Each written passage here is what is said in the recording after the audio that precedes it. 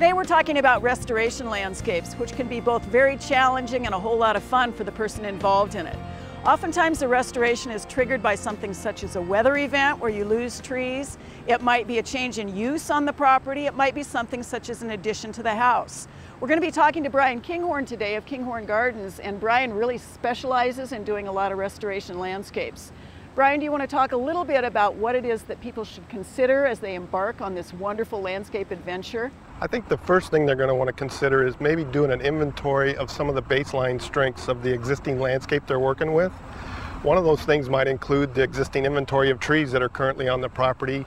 And I'm always a big fan of trying to define what design intent is all about.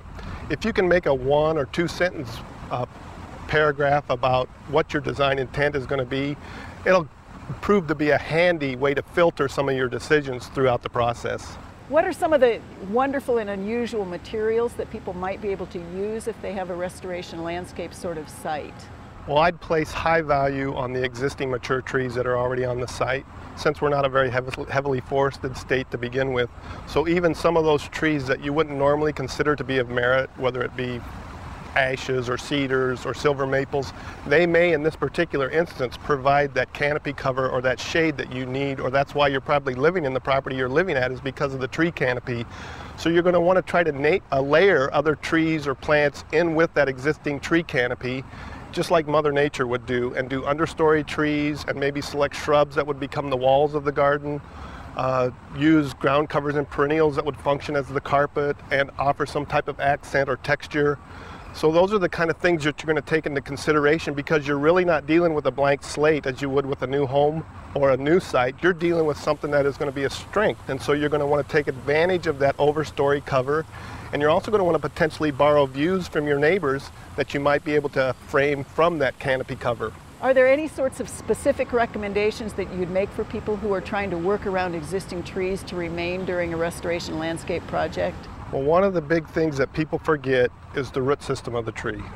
And so consequently, we're going to be real sensitive and conscientious about that root zone. And we're not going to want to overly compact it, and we're not going to have a lot of traffic or heavy equipment on it.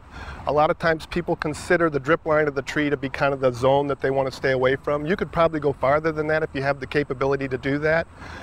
But you want to make sure you protect the tree as best as you possibly can from any existing construction activity that you're going to initiate. And we want to make sure we don't put the tree in harm's way. So that's one consideration.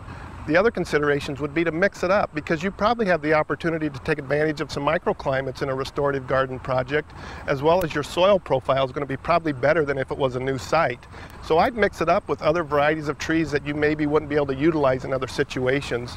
And you're probably going to have some low-lying areas that might collect water, so select trees that would be adaptable to those situations.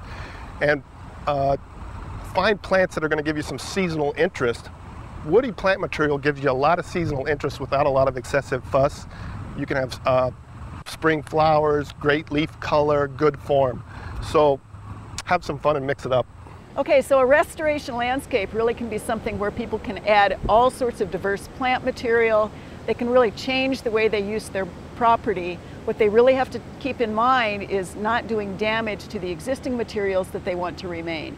And fall is really a wonderful time to start some of that bed preparation, to do some of the planning, and to actually order, especially through a nursery if they need to, plants that you really can't find someplace else. Right, it's an ongoing process, so don't become impatient with the process itself. And remember, it's not like cleaning out your basement. It's not something you have to get done today. It can move from season to season. Perfect. Thanks, Brian.